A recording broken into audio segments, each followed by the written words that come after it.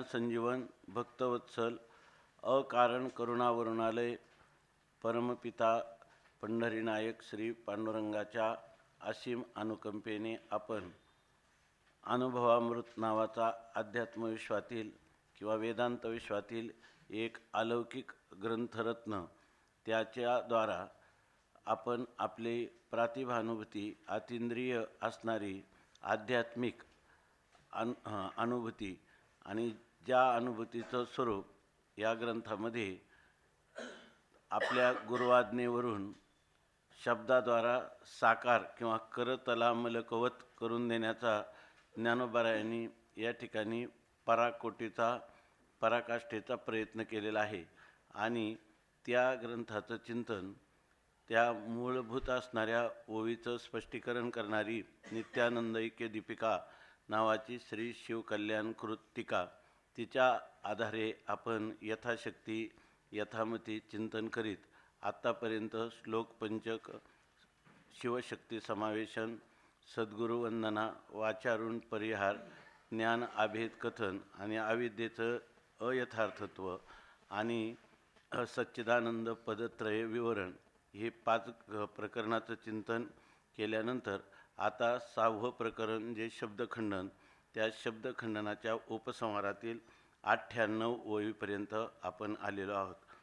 आता बोला भागू नाही आसने जयाच्या ठाई अर्थता तरी नाही निपटो निया. या ठिकाणी हा जो शब्द आहे ह्या शास्त्रीय विश्वामध्ये आणि लौकिक जगतामध्ये सगळीकडे शब्दाची प्रसिद्धी आहे आणि शब्दाला सगळीकडे महत्त्व दिलं जातं. सगळा व्यवहार हा सुद्धा शब्दावरच अवलंबून आहे. लोकव्यवहार आणि अध्यात्मातला जो शास्त्रीय व्यवहार आहे तोही शास्त्रीय शब्दावरच. इकडं लौकिक शब्द आहेत आणि इकडं शास्त्रीय शब्द आहेत. परंतु जेव्हा आपण वास्तव आत्मस्वरूपाच्या अनुभूतीचा विचार करतो तर त्या अनुभूतीमध्ये शब्दाला कोणतंही स्थान नाही. शब्द हा निष्प्रयोजन आहे. किंबहुना शब्दाची निष्प्रयोजनता ध्यानी आल्याशिवाय आपल्या अवाच्य असणाऱ्या स्वस्वरूपाच्या ठिकाणी खऱ्या अर्थाने स्थिती होणार नाही. किंबहुना तोच एक प्रकारचा त्यांनी सांगितलं वाचो विग्लापनम ही तत् नानुध्यायेत बहुन शब्दान वाचो विग्लापनम ही तत्.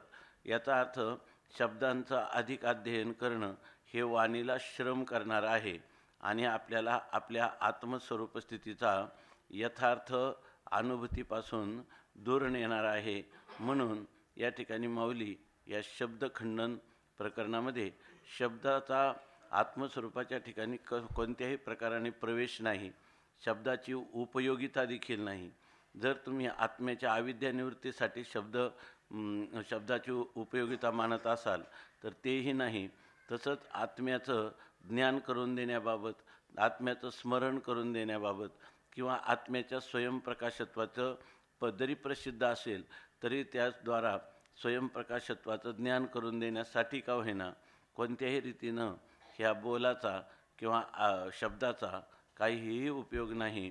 म्हणून या ठिकाणी सांगत असताना आता उपसंहारात सांगतात, आता बोला भागू नाही, बोला भागू काही आसने जयाच्या ठाई अर्थता तरी नाही निपटो निया. जयाच्या ठाई म्हणजे ज्या आत्मस्वरूपाच्या, ज्या स्वयंप्रकाश नित्यसिद्ध अशा आत्मस्वरूपाच्या ठिकाणी बोला काही भागू नाही, बोलाचा काहीच लाग नाही. म्हणजे बोलाचा कोणत्याच प्रकारचा संबंध या ठिकाणी नाही. बोलाचा भाग नाही म्हणजे बोल तिथं प्रवेशच करत नाही. म्हणून शब्दाचा आणि जयाचा म्हणजे ज्या आत्मस्वरूपाचा कधीही संबंधच होणं शक्य नाही. आणि शब्द तर नाहीत, पण हा बोलच मुळात इतका वाचारंभण मात्र आहे तो स्वतःच. जरी आपण वाचारंभण हेही शब्दाने सांगत असेल परंतु तो शब्दच आपलं वाचारंभण मात्रत्व सिद्ध करतो आणि नित्यसुद्ध स्वयंप्रकाश आत्म्याच्या ठिकाणी त्याची पोच कधीच होत नाही हे सांगतो. तेव्हा अर्थता तरी नाही निपटोनिया. आणि त्या शब्दाचा अर्थ म्हणजे शब्दाचा जर विषय पाहिलं तर तो निपटोनिया नाही. म्हणजे शब्द जो आहे तो त्या आत्मस्वरूपाला कधीही विषय करू शकत नसल्यामुळं त्याच्या ठिकाणी अर्थता म्हणजे निष्प्रयोजनता किंवा निष्फलता आहे. आणि निपटून आहे म्हणजे यत्किंचितसुद्धा त्याच्या ठिकाणी प्रयोजनशीलता नाही, म्हणजे निष्प्रयोजन आहे, निष्फल शब्द आहे आणि तो निपटून निष्फल आहे. म्हणजे यत्किंचित देखील त्याचा उपयोगिता किंवा स्वयंप्रकाश आत्म्याच्या प्रकाशनामध्ये कोणत्याही प्रकारचा उपयोग नाही असं सांगतात. आता टीका. आत्मा सर्वदा रूपहीन कार्यकारणविहीन तो कोणीह्या अर्थास जाण प्रसवलाच नाही. आता इथं सांगताना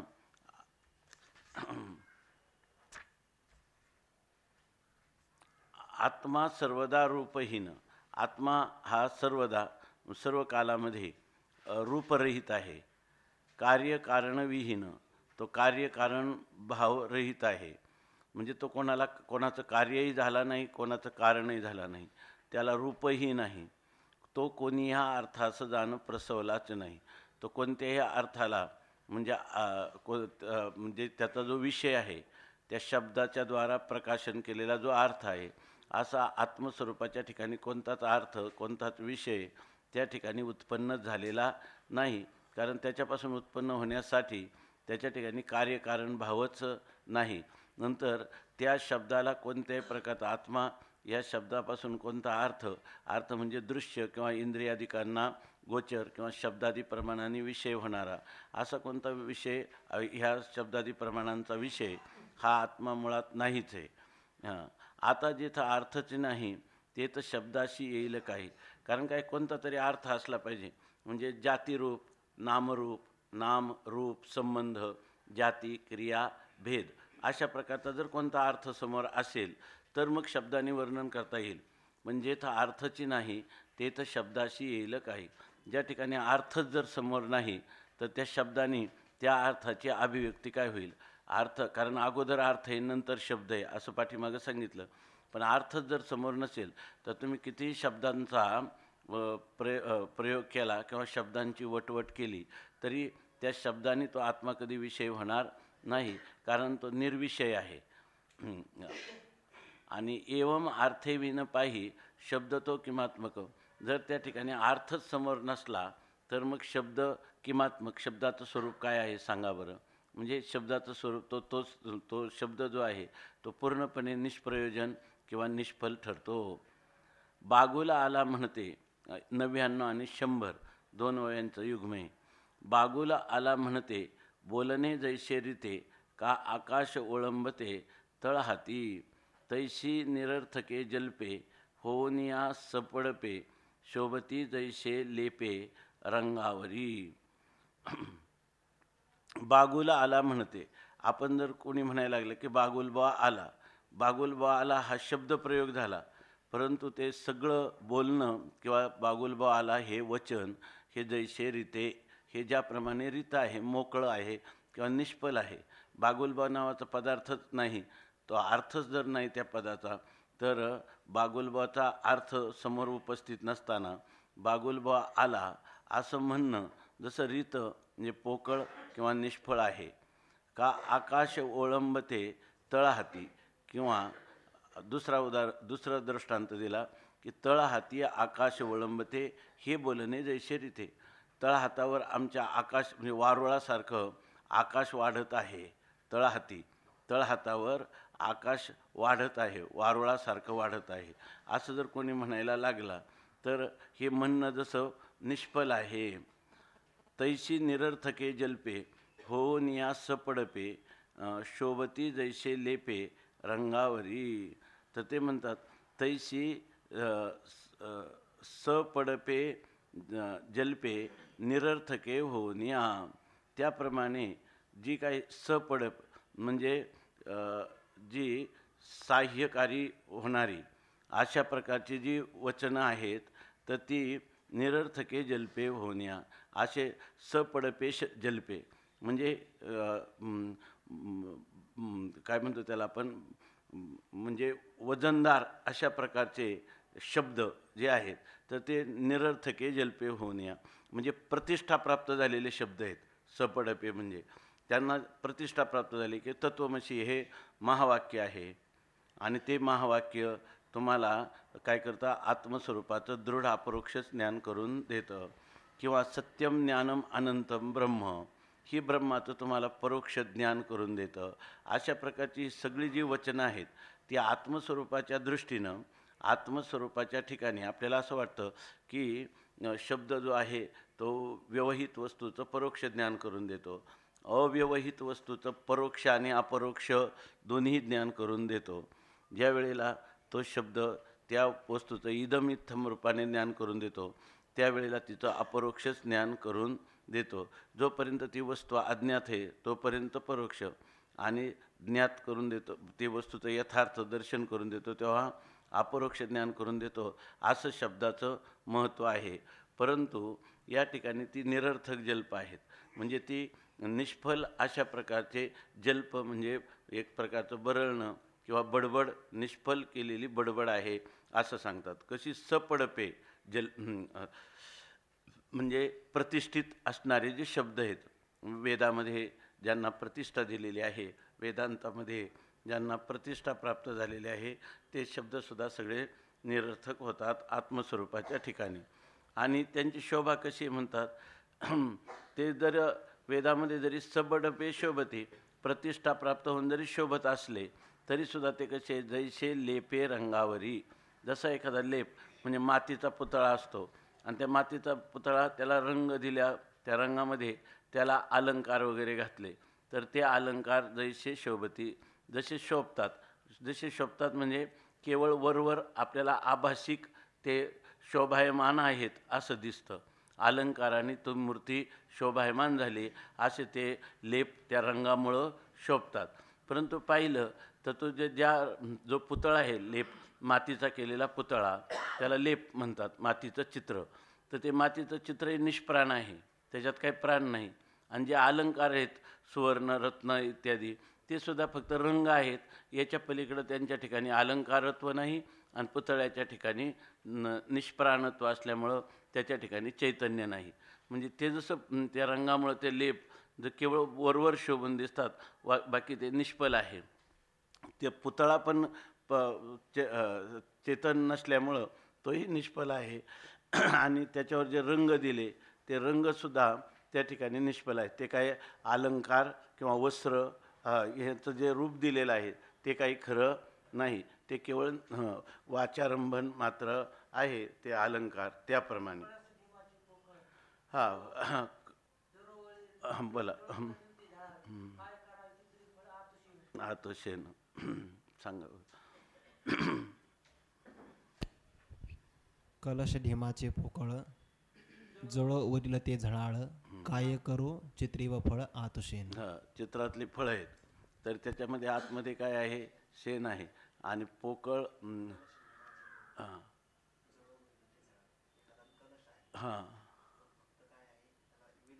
वरून त्याला फक्त झळाळ दिलेला आहे, आतमध्ये काही नाही, पोकळ आहे आतमध्ये. तशा प्रकारे ह्या शब्दाची स्थिती आहे असं सांगतात. पूर्वोक्त निरूपणे करून, आता टीका. पूर्वोक्त निरूपणे करून शब्द व्यर्थ झाला अर्थे विन, काजे अविद्येस स्वतः नास्तिकपण, शब्दे काय की जे. पूर्वोक्त म्हणजे पूर्वी आत्तापर्यंत आपण जे निरूपण केलं त्याच्यावरून त्या शब्दाचा अर्थ उपलब्ध न झाल्यामुळं, म्हणजे शब्द आहे पण त्याचा अर्थ समोर नाही, असा अर्थहीन तो शब्द असल्यामुळं तो व्यर्थ झाला. कारण का तर अविद्या जर असती तर अविद्येच्या निवृत्तीसाठी शब्द आणि अविद्येची निवृत्ती करून त्या शब्दाला साफल्य प्राप्त झालं असतं. पण मुळीच अविद्याच नाही, त्यामुळं शब्द त्या ठिकाणी काय करणार. आत्मा शब्दाआधी आहे म्हणून शब्द तेथे नस आहे, एवम या अभिप्राये शब्दत्व मिथ्या. आता जर अविद्या नाही म्हणून शब्दाची उपयोगिता नाही, पण स्वयंप्रकाश आत्म्याचं ज्ञान करून देण्याबाबतीत तरी शब्द सफल आहे असं जर म्हणावं तर आत्मा त्या शब्दाचा प्रयोग करण्याच्या अगोदरच आत्मा आहे, म्हणून त्याचा शब्द त्या आत्म्याला सहन होत नाही.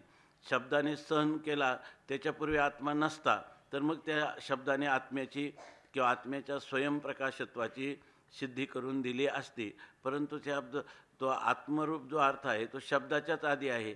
अर्थात शब्दाचा शब्द त्याला सहनसुद्धा होत नाही. या सर्वांचा अभिप्राय असा झाला की शब्द हा मिथ्या आहे.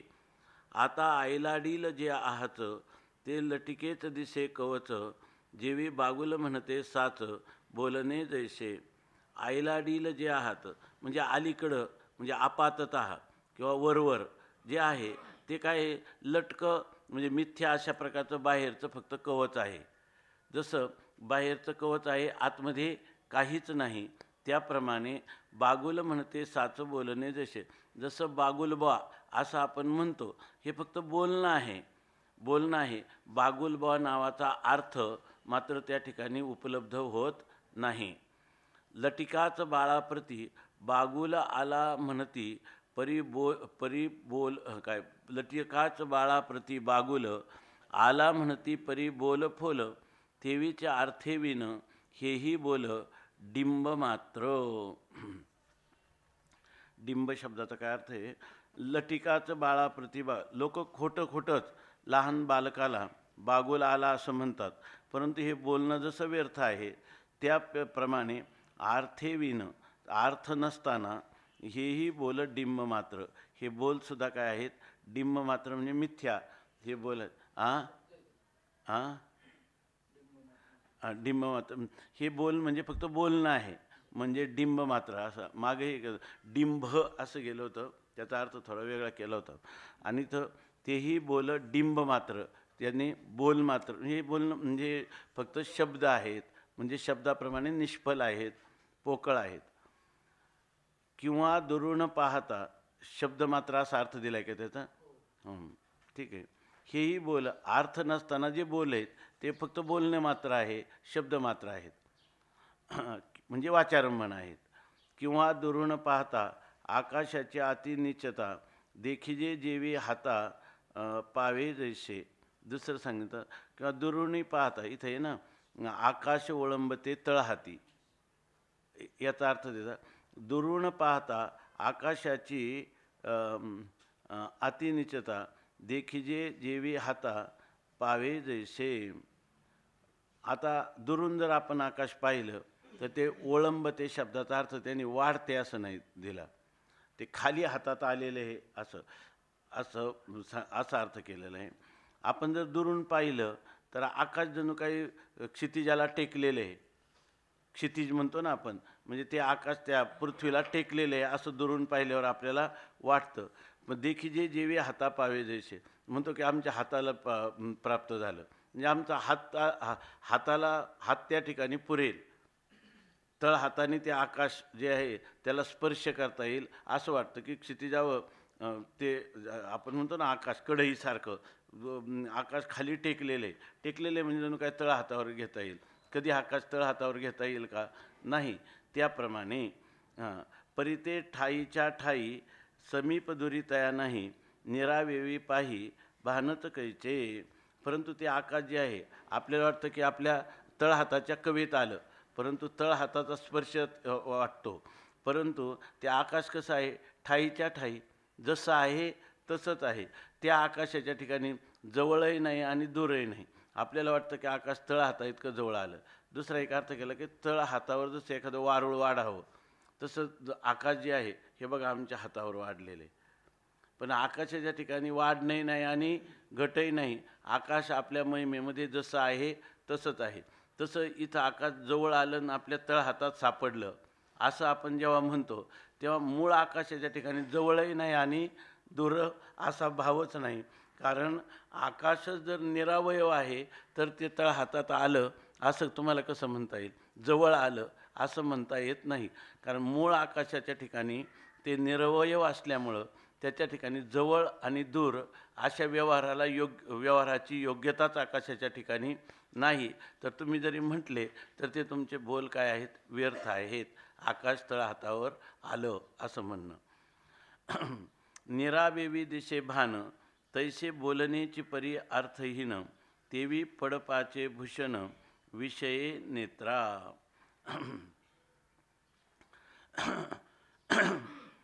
निरावेवी दिशे भान, निरवयव आकाशाच्या ठिकाणी जणू काही आपल्याला भास होतो की अवयव सावयव आहे आणि आपल्या हाताने हाताचा त्याला स्पर्श झाला आहे, पण निरवयवाच्या ठिकाणीच देखील ते सावयव आहे अशा प्रकारचा आपल्याला मिथ्या भास होतो. तसंच इथं सुद्धा बोलण्याची पर्यार्थहीन, आपण बोलतो परंतु ते बोलत असताना त्या शब्दाचा अर्थ मात्र त्या ठिकाणी नसतो. म्हणजे ते बोलणं असतं परंतु ते अर्थहीन अशा स्वरूपाचं असतं. देवी पडपाचे भूषण विषये नेत्रा. जसं पडप शब्दाचा दुसरा एक अर्थ दिलाय काय त्या ठिकाणी त्या जुन्या अमृतानुभव ना कोण त्याच्यात बघा, याच्यात नाही बहुतेक. हां हां, पडप म्हणजे शोभा, प्रति दोन अर्थ दिले.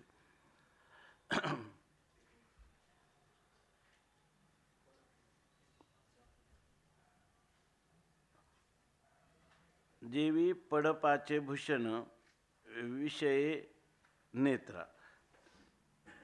पडप म्हणजे शोभा किंवा आवड असा अर्थ दिला का इथं. आता हे सपडप आहे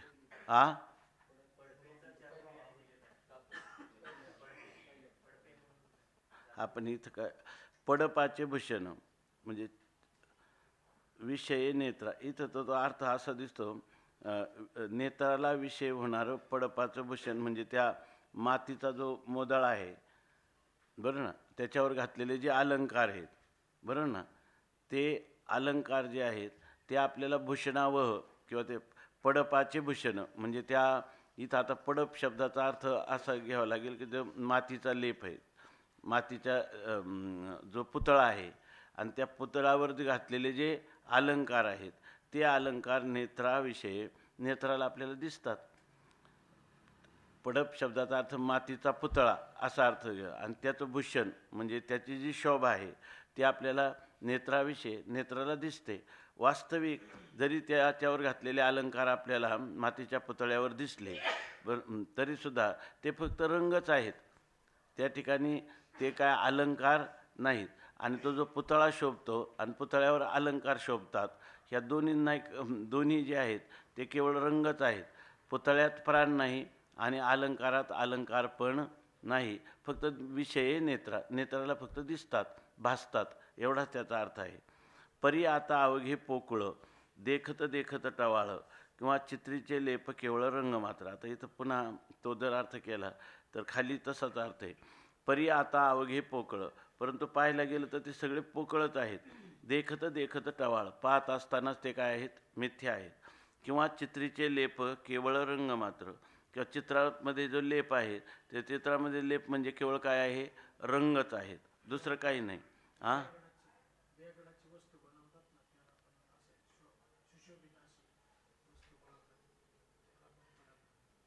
असं होऊ शकतं. मग तसं त्याला पण पडप असं म्हणतात. मग तो तसा अर्थ तिथं सांगायचं त्याला, कारण पडप शब्दाने मग असं बेगडाची ज्ञान बेगडाचीच केलेली बाहुली, माऊलींचं हे आहे ना, विषयाचे समसुख आणि बेगडाची बाहुली, आभ्राची सावली जाईल रया. त्याचप्रमाणे तेथ लेपाचा जो हा भाव दिशेपरी ते अवघी माव, तेवी शब्दाशीच बरव वडवली जे येथे.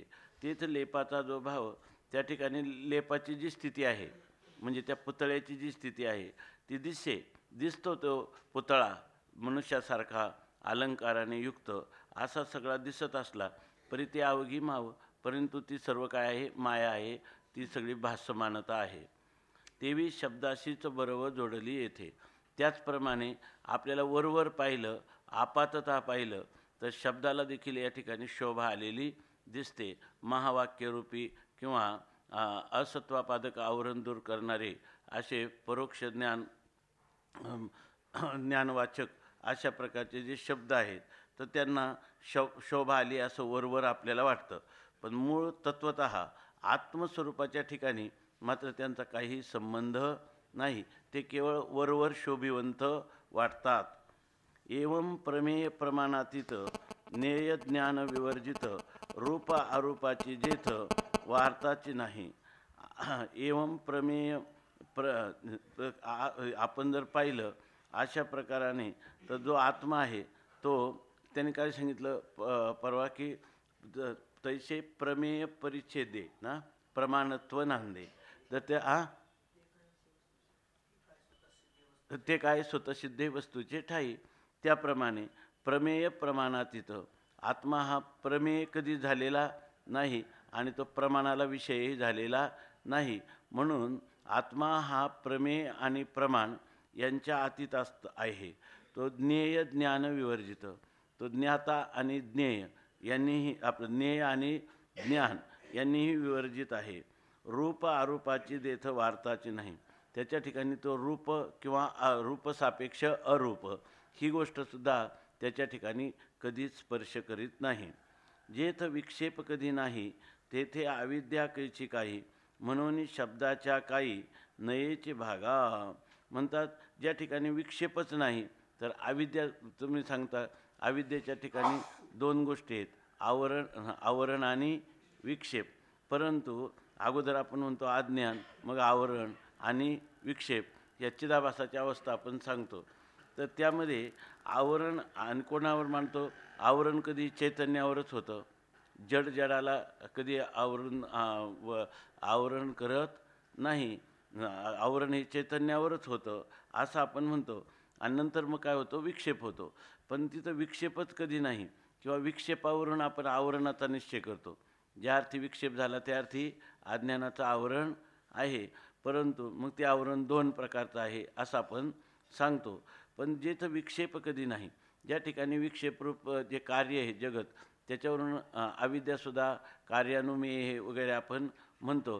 किंवा ज्या अर्थी विक्षेपयुक्त कार्य आहे त्या अर्थी त्याला कारण आहे किंवा त्याला जर ते कार्य आध्यस्थ असेल तर त्याचं अधिष्ठान आहे असं आपण सांगतो. त्याच्यामध्ये अधिष्ठान आणि आध्यस्थ असा संबंध सांगतो. पण जेथं विक्षेप कधी नाही, ज्या ठिकाणी विक्षेपच जर कधी झालेला नाही तेथं अविद्या कैची काही. त्या अविद्येचं कारण, त्या विक्षेपाचं कारण अविद्या कशी? विक्षेपच नाही तर अविद्या कुठून? म्हणून शब्दाच्या काही नयेचे भागा, म्हणून शब्दाच्या काहीच वाट्याला येत नाही. म्हणजे ना अविद्येचं नाश करण्याचं शब्दाच्या वाट्याला येतं ना, कारण अविद्या नाहीच आहे ना. स्वयंप्रकाश आत्म्याचं स्वयंप्रकाशत्व सिद्ध करणं किंवा आत्मस्वरूपाची प्राप्ती करून देणं हेही शब्दाचा भागाला येत नाही, म्हणजे वाट्याला येत नाही. म्हणजे शब्द दोन्ही ठिकाणी काही उपयुक्त होत नसून तो निष्फल किंवा निष्प्रयोजन ठरतो. सिद्धा आत्मया साधन न सती ए अविद्येशी नाशदान ए केवळ वाग्विडंबन हीन अर्थे. तर इथे की न सती ए हे दोन्ही एकत्र करायला पाहिजे. नसती ए अविद्येशी नाही, नसती ए अविद्येशी, म्हणजे एकच शब्द करायचा.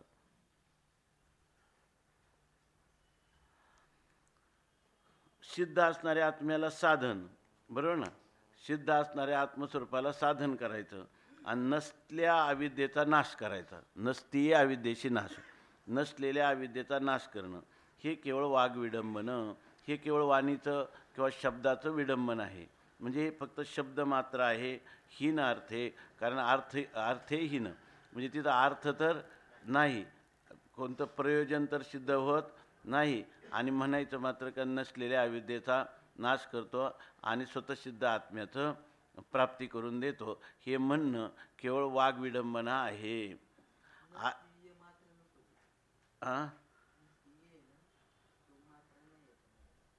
हा पण ते मात्रा येईलच मग त्याच्यावर. नसत्या नसतीये म्हणा किंवा मग नसतीया म्हणलं तरी चालत. नसतीया अविद्येशी नाश जाणं. नसतीये ना, हा नसती आहे ना, मग तेच म्हणलं. नसतीये म्हणा किंवा नसतीया, नसत्या अज्ञानाचा नाश असं जरी म्हटलं असलं तरी चालतं. नसतीय असं नाही, येवर मात्रा पाहिजे किंवा त्याला काना पाहिजे, कोणतंही म्हणलं तरी चालेल. आर्थी वाचा समर्पिली तेथे वाचकता चिबडाली, ते केवी बोली बोलवे आता. आणि ते म्हणतात ज्या वेळेला जर आत्मस्वरूप अर्थ आहे, परंतु त्या आत्मस्वरूप अर्थाला जेव्हा आपण जाणण्यासाठी वाचा वाचा साधन म्हणून उपयोगात आणतो, त्यावेळेला त्या वाणीची शेवटची स्थिती कोणती होती की ती वाचा अर्थामध्ये समर्पित होते. शब्द अर्थरूपतेला प्राप्त होऊन स्वतः नाहीसा होतो. म्हणजे तुकाराम महाराज म्हणतात, समर्पिली वाणी पांडुरंगी घेते धनी, पूजा होते मुक्ताफळी रस ओविया मंगळी, धार अखंडित ओघ चालियेला नित्य, पूर्णाहुती जीव तुका होनी पूर्णाहुती जीव तुका तुका तुका घेऊन ठेला भाव. पूर्णाहुती जीव म्हणजे जीवाचं जीवत्वाची ब्रह्मस्वरूपाच्या ठिकाणी पूर्णाहुती होते, तेव्हा जीवाचं जीवत्व स्वतंत्र राहत नाही, तो त्याच्याशी समरस होऊन जातो. त्याप्रमाणे आर्थी वाचा समर्पिली, ते तुकाराम महाराज म्हणतात की काय समर्पिली वाणी, आणि इथं काय म्हणतात आर्थी वाचा समर्पिली.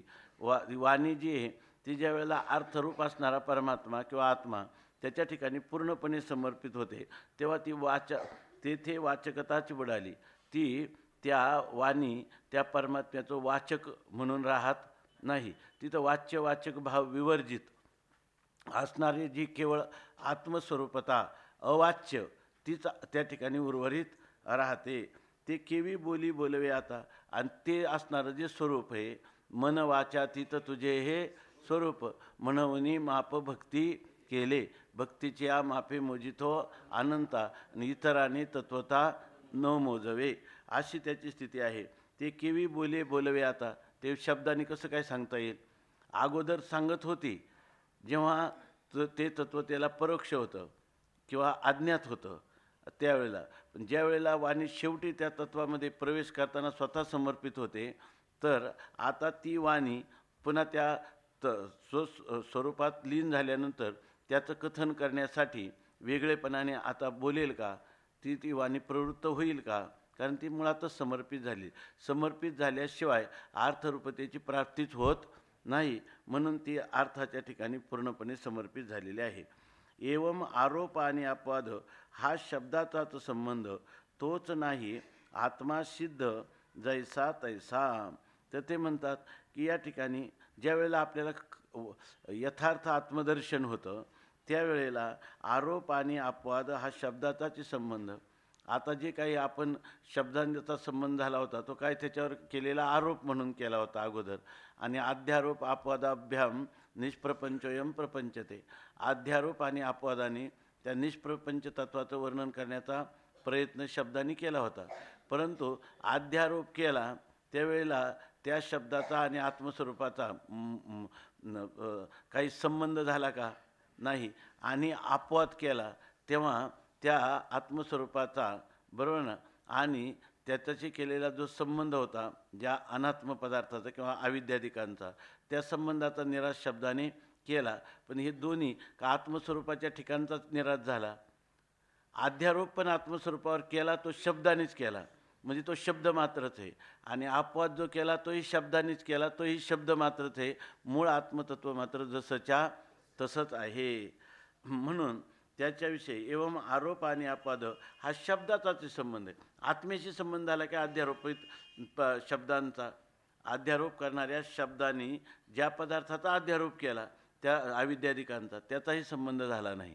आणि अपवाद केला त्या अपवादाच्या शब्दांचाही आत्मस्वरूपाच्या ठिकाणी संबंध झाला नाही. मग ते शब्द काय आहेत? शब्द मात्र आहेत. त्या आत्मस्वरूपाशी त्यांचा संबंध झालाच नाही. कारण का? आत्मस्वरूपाचे संबंध केल्यावर आत्म्याची सिद्धी व्हायची नव्हती. तर तोच नाही आत्मा सिद्ध जैसा तैसा, शब्दाचा संबंधच नाही. आत्मा नित्य सिद्ध जसाच्या तसा किंवा आयता स्वतःसिद्ध अशा स्वरूपाचा आहे. आता या शब्दाचे खंडन प्रसंगाचे उपसंहरण केलेसे तेथा अवधान श्रुती दिजे. आता यानंतर ते म्हणतात शब्दाचं खंडन हा जो प्रसंग आहे, आता म्हणजे प्राप्त प्रसंग आहे, त्या प्रसंग शब्दाचं काय सांगितलेलं आहे याच्यामध्ये?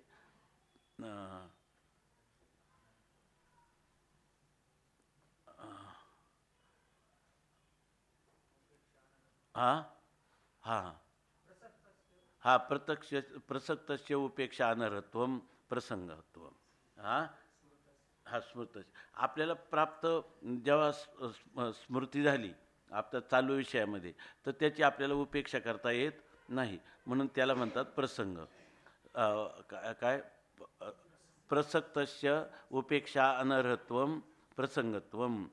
चालू झालेला का स्मृतस्य ना, ज्या प्रसंगाचं स्मरण झालं आता त्याची आपल्याला उपेक्षा करण्याला ते अयोग्य आहे, म्हणून म्हणजे याचा तो उपेक्षा करता कामा नाही, म्हणून त्याला प्रसंग म्हणतात.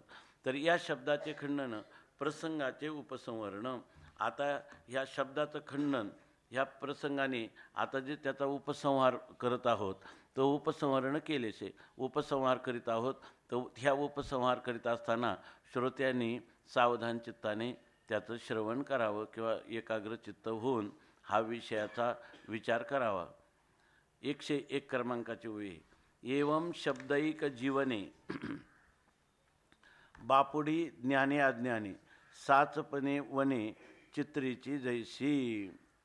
एवं उपसंहार म्हणजे अगदी ठोस भरीव शब्दखंडनाचा उपसंहार या ठिकाणी भगवान माऊली करतात, की मनुष्याने हे ज्ञान आणि अज्ञान यांच्याकडे कसं पाहावं, की ज्या अज्ञान नाशासाठी आणि ज्या आत्मज्ञान प्राप्तीसाठी आपलं सगळं जीवन समर्पित आपण करतो आणि त्या वेदांत वाक्याचं सारखं रात्रंदिवस अनुसंधान करतो, पण त्याचं फलित खरं कधी झालं तर तेव्हाच झालं म्हणायचं, की हे जे ज्ञान आणि अज्ञान आपला सगळा प्रयत्न चालला आहे अज्ञान नाश आणि ज्ञान प्राप्ती, आहे की नाही.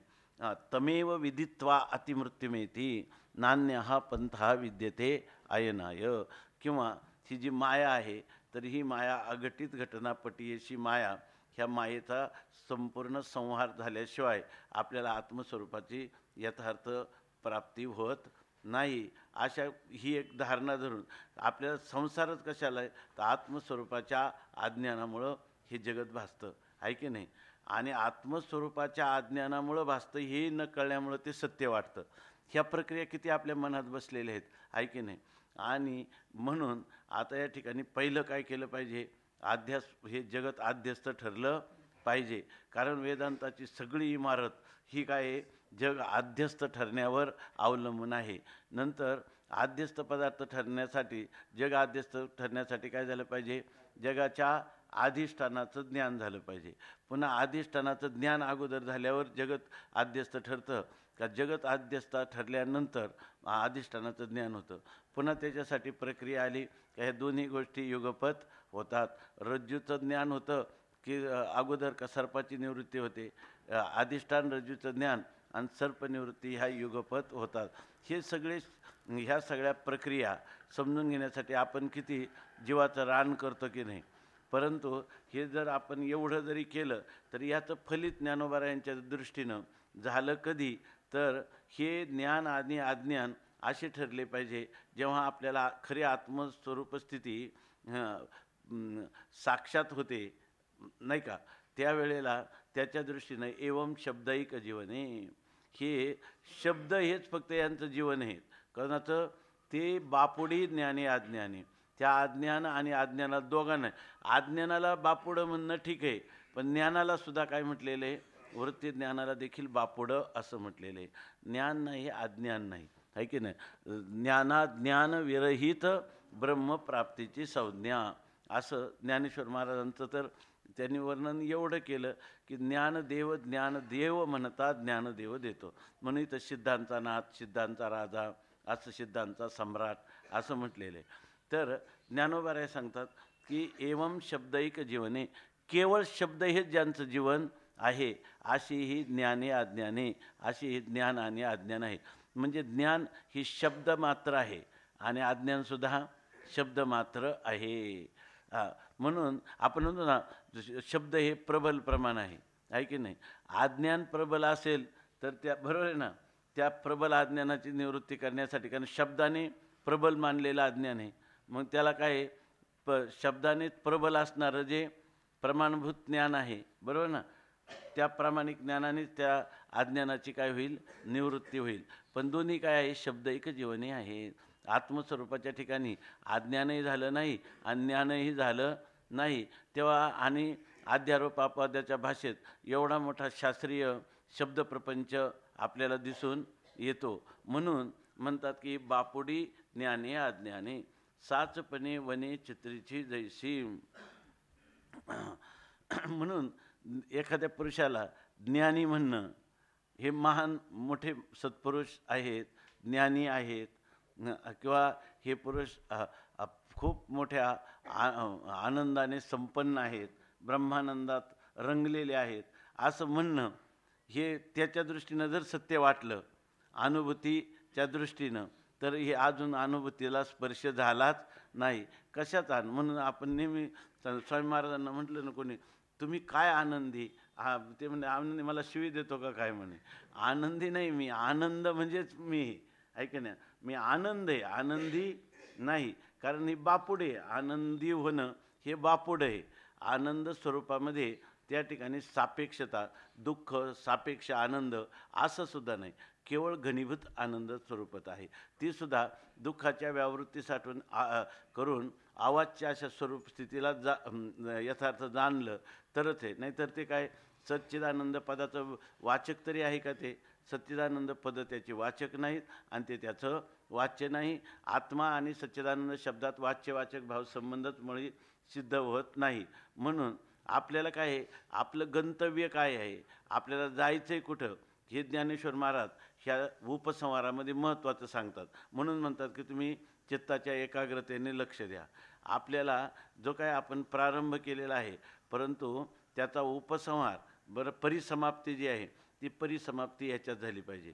म्हणजे शब्दाचं जरी आपण आलोडन अनुसंधान, शब्दाबरोबर झुंज, शास्त्रीय शब्दाबरोबर रात्रंदिवस देत राहिलो तरीसुद्धा आपल्याला एक असं पाहिजे की ज्ञानेश्वर महाराजांनी मात्र असं सांगितलेलं आहे का, हे जे ज्ञान प्राप्त करायचे, जी अविद्या निवृत्त करायची, ज्यामध्ये शब्द प्रमाणाचं आपल्याला साह्य घ्यायचं, हे फक्त शब्द एक जीवन आहे. म्हणजे केवळ शब्द हेच याचं जीवन आहे, असे असणारे हे ज्ञान आणि अज्ञान आहेत. स्वरूपभूत बरोबर ना, ज्ञानाच्या ठिकाणी ज्ञानही नाही आणि अज्ञानही नाही. ते ज्ञान आणि अज्ञान यांच्या अतीत असणारं दृंगमात्र अवाच्य शब्दादी कोणत्याही प्रमाणाला विषय न होणारं असं आपलं खरं स्वरूप आहे. ही गोष्ट आपल्या मनीमानसी दृढ ठसली पाहिजे.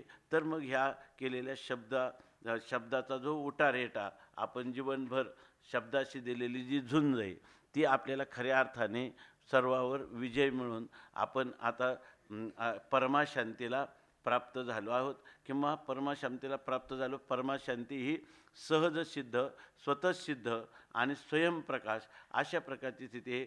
तिथं अज्ञानाचा व्यवहार केला म्हणजे आत्मा अज्ञानी होतो असं नाही. आणि आपण जर कल्पना केली की अज्ञानाची निवृत्ती करून स्वयंप्रकाश आत्मतत्वाला आपण प्राप्त झालो, तर ह्या दोन्ही कल्पना आहेत. आणि दोन्ही कल्पना ज्ञान अज्ञान स्वस्वरूपे विकल्पो नास्ती, दोन्ही विकल्प स्वस्वरूपाच्या ठिकाणी नाहीत. हे खरं आपल्या ध्यानात आलं पाहिजे. म्हणून माऊली या ठिकाणी त्याचं वर्णन असं करतात, एवं शब्दैक जीवने बापुडी ज्ञाने अज्ञाने. त्याला बापुडी असं म्हटलेले, दरिद्री दिनवाणी असल्या प्रकारची गरीब अशी ती ज्ञान आणि अज्ञान आहे. साचपणे वने चित्रीची जैशी. आणि उदाहरण काय दिले, जैशी चित्रीची वने साचपणे.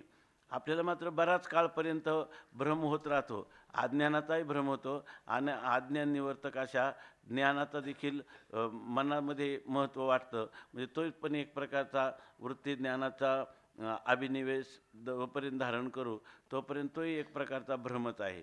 म्हणून म्हणतात जैशी चित्रीची वने साचपणे. चित्रामध्ये कितीतरी जंगल काढलं, परंतु ती जंगल चित्रातली फक्त काय आहे, रंगच आहेत, पण आपल्याला काय वाटतं ती खरी आहेत असं वाटतं. तसं ज्ञान आणि अज्ञान बरोबर आपल्याला असं वाटतं की आत्मस्वरूपावरच अज्ञान राहतं आणि आत्मस्वरूपालाच आच्छादन करतं. स्वाश्रय आणि स्वविषया अशा प्रकारची माया आहे असं वाटतं, बरोबर की नाही.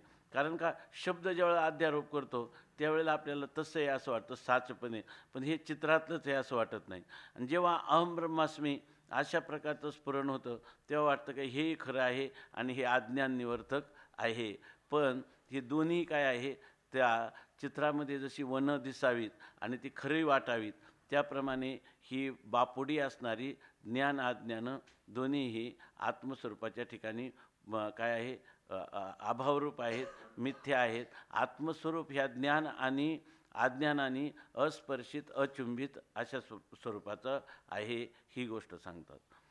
आता टीका. जे ज्ञानाज्ञानविहीन दृङ्मात्र स्वरूपपूर्ण जे प्राप्त झाले याविन नित्य प्राप्त. जे मूलभूत आपलं स्वरूप आहे ते ज्ञान आणि अज्ञान या दोन्हींनी रहित आहे.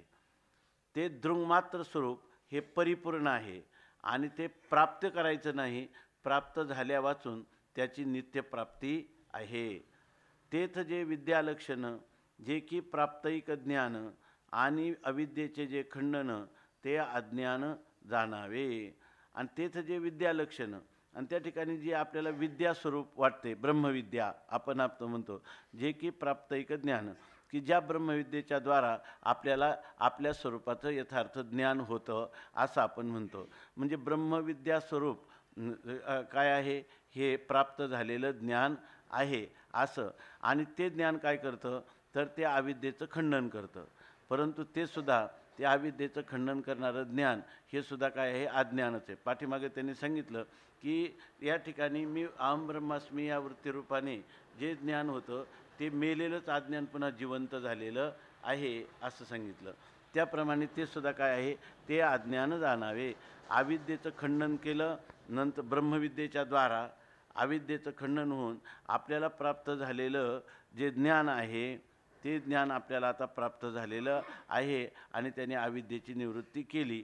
हे जे धारणा आहे किंवा अशी जी समजूत आहे ते सुद्धा एक प्रकारे अज्ञानच आहे असं जाणावं.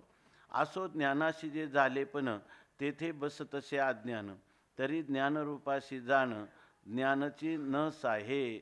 म्हणतात जर तुम्हाला मला ज्ञान उत्पन्न झालं म्हणजे मला ब्रह्मज्ञान झालं म्हणजे याचा अर्थ आधी ब्रह्म नव्हता का? ब्रह्म होतात आणि अज्ञान नव्हतं.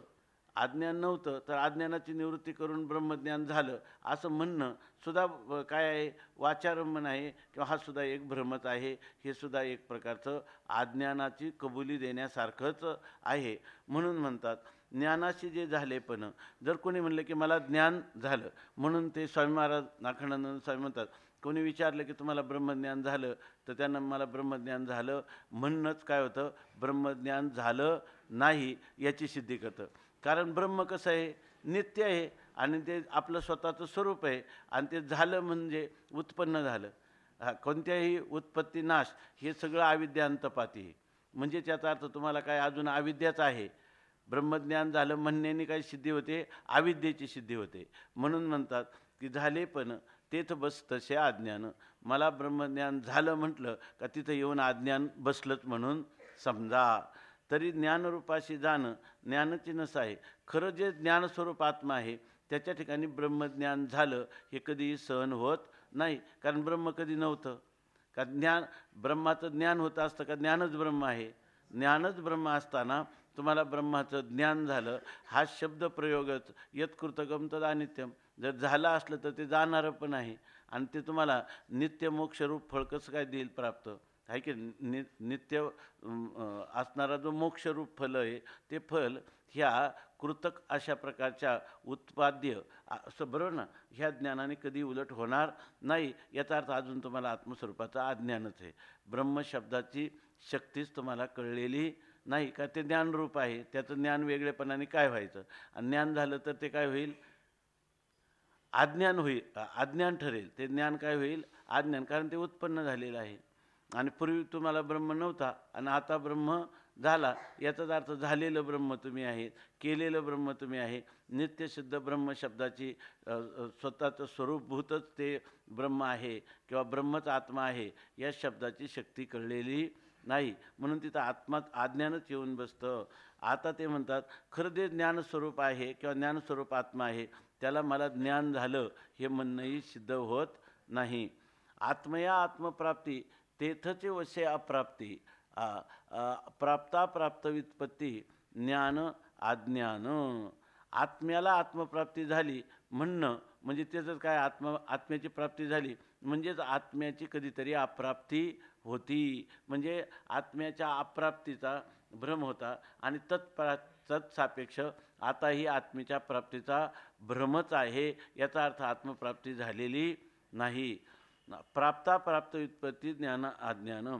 या ठिकाणी आत्मा प्राप्त होतो आणि अप्राप्त होता अशा प्रकारचं जे ज्ञान आहे ते ज्ञान आणि अज्ञान आहे. काय, प्राप्त व्युत्पत्ती ज्ञान अज्ञान.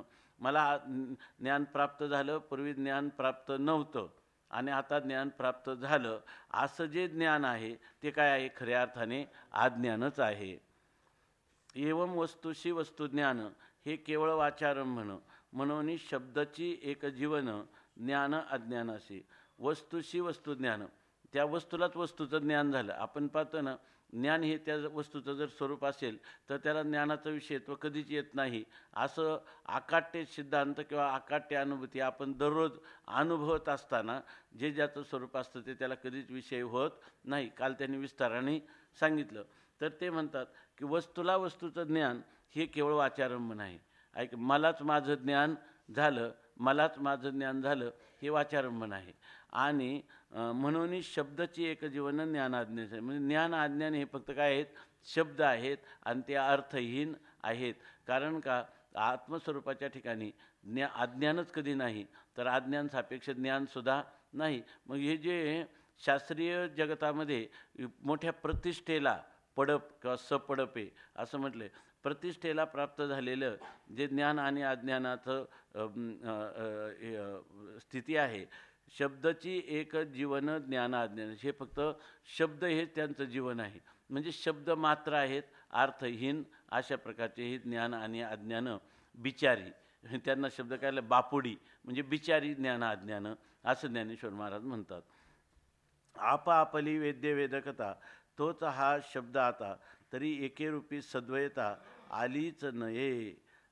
इथं काय आपली वेद्य वेदकता. वेद्य कोण आहे, आत्मा, आणि वेदकता कोण आहे, आत्म्याच्या ठिकाणी. म्हणजे स्वतःच्याच ठिकाणी वेद्यता आणि वेदकता, अर्थात कर्मकर्तृविरोध दोष आला की नाही त्या ठिकाणी तोच हा शब्द आता. आणि माझं मला ज्ञान झालं म्हणणं म्हणजे काय, स्वतःच्या ठिकाणी वेद्य वेदक भावाचा अंगीकार करण्यासारखं आहे. आणि तोच हा शब्द आता, तोच शब्द जो आहे तो एकेरूपी सद्वयता, एकाच रूपाच्या ठिकाणी सद्वयता, दोन सांगतो. म्हणजे एक रूप असणाऱ्या आत्मस्वरूपाच्या ठिकाणी माझं मला ज्ञान झालं म्हणजे माझ्या ठिकाणी वेद्यही मीच आहे आणि वेदकही मीच आहे असं एका रूपामध्ये सद्वयता जेव्हा दाखवतो तेव्हा ती खरी वेद्य वेदक भाव आत्मस्वरूपाच्या ठिकाणी आहे का याच्या कल्पनेत आहे, याच्या कल्पनेत आहे. याचा अर्थ तो वेद्य वेदक भाव काय आहे, वाचारंभन मात्र आहे. आणि मूलभूत एकरूप स्वरूपाच्या ठिकाणी सद्वयता आलीच नाही. यांनी जरी पूर्वी वेद्य वेदक भावाने स्वसंवेद्येने आपल्याला विषय करणारा असा त्यांनी जर अर्थ काढला आणि त्या रूपाने माझ्या आत्म्याचं मलाच ज्ञान झालं असं जर कोणी म्हणायला लागला तर त्याचा वास्तविक आत्म्याच्या ठिकाणी काही संबंध आहे का सद्वयतेचा? सद्वयतेचा तर नाहीच नाही, पण तत्सापेक्ष अद्वैतेचा सुद्धा संबंध नाही. अशा प्रकारचा आत्मा आहे की ज्या आत्म्याच्या ठिकाणी एकेरूपी सद्वयता आलीच नाही. त्या एकरूप असणाऱ्या आत्म्याच्या ठिकाणी द्वैत कधी उत्पन्न झालेलंच नाही. अशी स्थिती असताना जर आपण कोणी म्हणत असू आता आम्हाला ज्ञान झालेलं आहे आणि अज्ञानाची निवृत्ती झालेली आहे असं जर म्हणत असेल तर अजून त्याच्या ठिकाणी अज्ञानच आहे. जेवी चित्रीच्या वाटिका सपुष्प फळी मंडित देखा परिरंग नाही अनेका भावाशी आला. आता सांगतात चित्रीच्या वाटिका, चित्रामध्ये एखादी पुष्प वाटिका आहे, बगीचा आहे चित्रामध्ये दाखवलेला. सपुष्प फळी मंडित देखा, त्याच्यावर अनेक प्रकारची पुष्प आणि फळं त्या झाडांना लागलेली दिसतात. त्या चित्रामध्ये काढलेले जे अनेक प्रकारचे वृक्ष, पुष्पाची झाडं, फुलझाडं किंवा फळझाडं त्या बागीच्यामध्ये लावलेली दिसतात चित्रामध्ये. परंतु रंग नाही अनिका भावाशी आला. परंतु ते सगळे रंग आहेत. त्या अनिका भावाशी म्हणजे खरोखरची असणारी फलं, खरोखर असणारी पुष्प, ह्या भावाला किंवा या स्वरूपाला तो रंग कधीच प्राप्त होत नाही. तो रंगाच्या ठिकाणी रंग मात्र असतो. त्याचा त्या पुष्पफळाशी कधीही संबंध किंवा त्यांनी त्या चित्राने वास्तव अर्थरूपतेला प्राप्त करून दिलं, ते अर्थ निर्माण केले, असं मात्र कधी होत नाही. तेवी एकपण नाही फुटले, स्वरूप मात्र पाही संचले, तेथ ज्ञान भासले, चित्र वन जैसे. तेवी त्याप्रमाणे एक पण फुटलं नाही, म्हणजे एक पण अफूट आहे. म्हणजे त्याचा एकपणा काय आहे, अपरिवर्तमान, अपरिणामी अशा प्रकारचं ते एकपण आहे. आणि स्वरूप मात्र पायी संचले, ते एकपणामध्ये काय आहे, स्वरूप आपलं संचल म्हणजे विद्यमान आहे. किंवा संचले शब्दाचा दुसरा अर्थ केला एक काय, घनीभूतपणा असणं. म्हणजे स्वरूपच एक काय सद्घन, चिद्घन, आनंदघन असं घनीभूत फक्त आपलं एक मात्र आपलं स्वरूप आहे, अद्वय मात्र स्वरूप आहे. तेथ ज्ञान भासले. आणि त्या ठिकाणी जे ज्ञान भासला म्हणजे ज्ञानाचा जो व्यवहार आपल्याला भासमान झाला. अगोदर अज्ञान होतं, नंतर ज्ञान झालं, ज्ञानाने अज्ञान दूर केलं आणि आत्मस्वरूपाची प्राप्ती करून दिली. आणि ह्या ज्ञानाने आपल्याला मोक्ष प्राप्त करून दिला. असा हा जो ज्ञानाचा व्यवहार आहे तो फक्त भासमान आहे. कसा, जैसे चित्रवन, जसं चित्रामध्ये असणारं वन जणू काही पुष्पफलाने समृद्ध आहे असं आपल्याला भासतं, पण वास्तविक ते रंगच असतात. तो अर्थ निष्पत्ती करण्याचं सामर्थ्य त्या रंगांच्या ठिकाणी नसतं. रंग मात्र असतात. त्याप्रमाणे अथवा चित्रीचे वन म्हणजे चित्रीची नाही पण मा तया साचपण येईल कैसे. तर ते म्हणतात चित्रातलं जे वन आहे ते चित्रीची नाही पण, इथं काय म्हणत, चित्रीची नाही पण म्हणजे चित्रात ते वन म्हणूनच जर नाही, बरोबर ना, मग तया साचपण येईल कैसे. चित्रातलं वनच नाही तर त्याच्यामध्ये असणारी जी फुलझाडं किंवा फळझाडं यांना यथार्थता कधीच प्राप्त खरंपण त्यांना वस्तुस्थिती आपलं त्याला काय म्हणतात वास्तवता, ती वास्तवता कैशी येईल. वास्तवता त्या ठिकाणी चित्रातलं वनच खोटं आहे तर त्या वनामध्ये असणारी झाडं, त्यांना लागलेली फुलं आणि फळं ही कधी खरी होतील, अर्थात कधीच खरी होणार नाही. तेवी स्वतः चिन्मात्र पूर्ण, शब्दाची व्यर्थ जाणं, तेथेही उच्चारण अज्ञान ऐसे. तर म्हणतात त्याप्रमाणे स्वतः चिन्मात्र पूर्ण, स्वतः आत्मा कसा आहे, केवळ परिपूर्ण आणि चिन्मात्र असणारा आत्मा. तिथं त्या आत्माचा चिन्मात्र आणि पूर्ण आहे म्हणजे त्या ठिकाणी देशकाल वस्तू परिच्छेद रहित, निरतिशय व्यापक, निरंतर, नित्य असा जो आत्मा असेल आणि घनीभूत असा जर अर्थ असेल तर स्वतः चिन्मात्र पूर्ण, शब्दाची व्यर्थ जाणं. तर शब्दाला जागाच कुठे, काल त्यांनी सांगितलं तिथं शब्दच काय आहे, शब्दाची व्यर्थ जाणं. शब्दच जर व्यर्थ आहे तर तेथेही उच्चारण अज्ञान असेल. त्या शब्दाने केलेलं उच्चारण अज्ञान हे कसं सत्य होईल. मुळात शब्द जर आत्मस्वरूपाच्या ठिकाणी नाही, शून्यरूप आहे, बरोबर ना, शून्य अभावरूप शब्दच आहे, तर ते शब्दाने उच्चारण केलेलं अज्ञान कसं आत्मस्वरूपाच्या ठिकाणी द्वैत निर्माण करील किंवा वास्तवता निर्माण करील किंवा कसं विक्षेप निर्माण करील किंवा कार्यानुमेयत्वाने खरोखर ते अज्ञान कसं सिद्ध होईल. सत्यत्वाने कधीच सिद्ध होणार नाही. म्हणून तिथं फक्त अज्ञानाचं उच्चारण आहे. म्हणजे खरं जर आपल्याला आत्मतत्व कळलं असेल तर ते चिन्मात्र आणि पूर्ण आहे. तिथं शब्दच नाही, तर शब्दच नाही तर हे शब्द मात्र असणारे, केवळ उच्चारण मात्र असणारे अज्ञान आणि ज्ञान ही तरी त्या स्वरूपाच्या ठिकाणी कुठे आहेत. ती तर बापुडी आहेत. बापुडी का म्हटलं त्यांना, शब्दावर जगणारी आहेत, आहे की नाही. पण शब्दच जर नाही तर ते बिचारी तिथं कुठं सिद्ध होतील. म्हणून ते म्हणतात तेथेही उच्चारण अज्ञान ऐसे. तिथेही अज्ञान असं फक्त काय आहे, उच्चारण आहे. तरी अज्ञान म्हणजे अर्थहीन आणि त्याचे विरोधी ज्ञान एवं उभयाशी व्यर्थपण सहजची आले. तरी अज्ञान शब्दाचा अर्थ काय झाला, अर्थहीन पदार्थ म्हणजे फक्त वाचारंभन मात्र आहे, त्याचा अर्थ समोर नाही. तर अज्ञानसुद्धा काय ठरलं, अर्थहीन समजलं. कारण अज्ञानाची सिद्धी आता पुढचं तर ते हे प्रकरणच आहे. आता एकच ओवी आहे शेवटची आणि ही ओवी झाली की अज्ञान खंडनालाच आता सुरुवात होत आहे. तर ते आता तुम्हाला सांगतं इथं अज्ञान म्हणून पदार्थ जर अर्थहीन आहे तर त्याचे विरोधी ज्ञान आणि त्या अज्ञानाच्या विरोधी असणारं ज्ञान, मिथ्या असणाऱ्या अज्ञानाचं निवर्तक असणारं मिथ्या ज्ञान, म्हणजे दोन्ही पदार्थ काय झाले मिथ्या. एवं उभयाशी व्यर्थपण सहजच आले. जर अज्ञान मिथ्या असेल तर अज्ञानाचं निवर्तक ज्ञानसुद्धा काय आहे मिथ्या, म्हणजे ज्ञान आणि अज्ञान त्या दोघांनाही व्यर्थत्व आलं. एवं ज्ञान, त्याचा काही वेगळा विचार करायची गरज नाही. जर ते शब्दाचे उच्चारण मात्र ज्ञान अज्ञान असतील आणि शब्द जर आत्मस्वरूपाच्या ठिकाणी नसेल तरी याचा अर्थ ज्ञान आणि अज्ञान दोन्हीही व्यर्थ आहेत. आता एवं ज्ञानाज्ञान दोन्ही केवळ शब्दाची उभवणी, तो शब्दाची झनी उमस घेवो. तर ते सांगतात एवं अशा प्रकारे ज्ञान आणि अज्ञान हे दोन्ही उत्पन्न कोणाचे संतती आहे, कोणाची उत्पत्ती आहे शब्दाची. ज्ञान आणि अज्ञान ही फक्त शब्दाने केलेली शब्दाची संतती आहे. शब्दाची संतती आहे म्हणजे वंध्यापुत्राची संतती आहे. ऐक नाही, जर शब्द वंध्यापुत्राप्रमाणे अर्थहीन असेल तर त्याच्यापासून उत्पन्न होणारे ज्ञान आणि अज्ञानसुद्धा त्या केवळ शब्दापासून उत्पन्न झालेले शब्द मात्र आहेत. तो शब्दाची जणी उमस घेवो, आणि तो जो शब्द आहे ना तो कदाचित तिथं उत्पन्न होईल पण कधीही उत्पन्न होणं शक्य नाही. जणी कदाचित वाटेल तो उत्पन्न होतो पण कधीही उत्पन्न होत नाही. कदापिही शब्द आत्मस्वरूपाच्या ठिकाणी उत्पन्न होत नाही. मग त्याने कल्पलेले ज्ञान आणि अज्ञान यांचाही स्पर्श आत्मस्वरूपाला कधीही होऊ शकत नाही.